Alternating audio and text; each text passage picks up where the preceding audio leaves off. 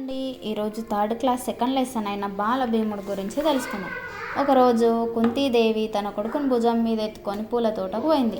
నడుచుకుంటూ పోతుంటే ఆమె కాలుకు దెబ్బ తగిలింది. రాయి తగిలే వరకు ఆమె కాళ్ళు తడబడి చేతు పట్టి తప్పి పిల్లగాడు కింద బండ మీద పడ్డాడు. అయ్యో, నా చిట్టి తండ్రికి ఏమైందేమో అని కుంతీదేవి ఆగమాగమైంది. బాధపడుకుంటా బాలుని తీసి ఎత్తుకుంటుంది. ఎత్తుకొని బాలుని తిరమర చూసినాక ఆశ్చర్యపోతుంది. ఇక ఏమైంది, గిట్లా పిల్లగాడికి ఒక్క దెబ్బ కూడా తగలలేదు, మంచిగా నవ్వుతున్నాడు పిల్లగాడు, హాయిగా నవ్వుతున్నాడు పిల్లగాడికి ఒక్క దెబ్బ తగలలేదు. కిందికి చూసే వరకు బండ ముక్కలైపోయింది. అది చూసినాక అందరూ ఆశ్చర్యపోయారు. చూసి చుట్టుపక్కల ఉన్న వాళ్ళందరూ ఆశ్చర్యపోయి, ఈ బాలుడు సామాన్యుడు కాదమ్మా, పెద్దయినాక కొండల్ని కూడా పిండి చేసే గొప్పోడవుతాడని పొగుడతారు. ఈ విషయం వాళ్ళ తండ్రి పాండురాజుకు తెలుస్తుంది. తెలిసినాక ఈ బాలభీముడి బలాన్ని చూసి పాండురాజు మురిసిపోతాడు. ఈ పాండురాజు 5 కొడుకుల్లో భీముడు రెండోటోడు. భీముడి అన్న ధర్మరాజు. వీళ్ళు మొత్తం 5 అన్నట్టు. ధర్మరాజు పెద్దోడు, భీముడు రెండోడు. భీముడికి 3 తమ్ముళ్ళు ఉంటారు. అర్జునుడు, నకులుడు, సహదేవుడు. వీళ్ళు 3 తమ్ముళ్ళు. ఈ 5 కలిపి పంచ పాండవులు అంటారు అన్నట్టు.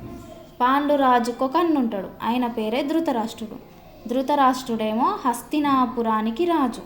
ధృతరాష్ట్రునికి 100 మంది కొడుకులు, అంటే 100 మంది కొడుకులు ఉంటారు. వీళ్ళందరినీ కౌరవులు అంటారు. కౌరవులల్లో పెద్దోడు దుర్యోధనుడు. చిన్నప్పుడు కౌరవులు పాండవులు అందరు కలిసి ఒకే దగ్గర చదువుకుంటారు, ఆడుకుంటారు.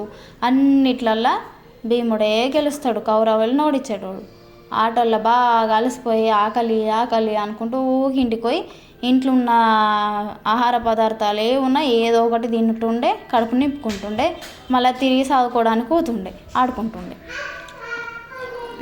బాగా బలంగా ఉన్నాడు కాబట్టి ఎప్పుడు ఆకలి అవుతుండే, ఎప్పుడు ఏదో ఒకటి తింటుండే అన్నట్టుగా భీముడు. ఒకసారి కౌరవులందరూ చెట్లు ఎక్కి పండ్లు తెంపుకుంటున్నారు. అదే చెట్టు ఎక్కబోతున్న భీముడిని కౌరవులు అడ్డుకున్నారు.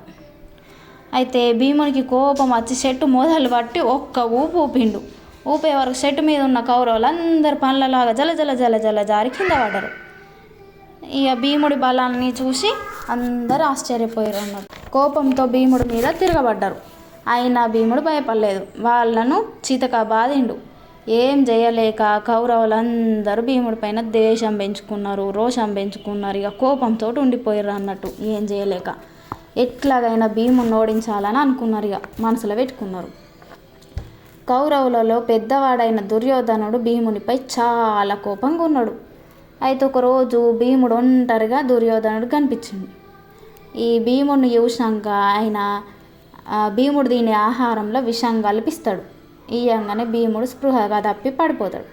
పడిపోగానే అప్పుడు కౌరవులందరూ కలిసి భీముడిని తీగలతోటి బంధిస్తారు. బంధించి తీసుకుపోయి నదిలో వాడేద్దాం అనుకుంటారు. కానీ ఆ 100 మందికి కూడా భీముడు కదలడు, లేవడు. అప్పుడు కింద దొర్లించుకుంటా తీసుకుపోయి నదిలో పడేస్తారు. భీముడు బాగా బరువు ఉన్నాడు కాబట్టి కింద లోపల పాతాళ లోకానికి పోయిండు.